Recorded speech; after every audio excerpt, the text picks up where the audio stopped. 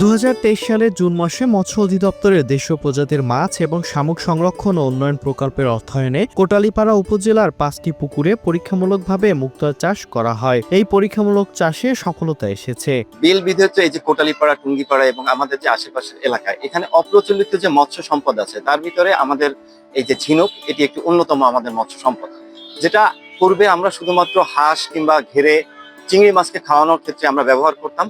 কিন্তু এখন দেখা যাচ্ছে যে আমাদের এই যে জলজ সম্পদ, এই সম্পদটাকে আমরা শুধুমাত্র সামান্য একটি ছোট্ট সহজ অপারেশনের মাধ্যমে আমরা এরকম ঝিনুকে মুক্তা চাষ করতে পারি। শুধু কোটালীপাড়াই নয়, সারা দেশে মুক্ত চাষের মাধ্যমে একটি বিপ্লব ঘটানো সম্ভব, কিন্তু তার জন্য আমাদের বাজার তৈরি করতে হবে যাতে আমরা চাষকৃত মুক্তা বিক্রি করতে পারি বলে জানান উপজেলা মৎস্য অফিসার।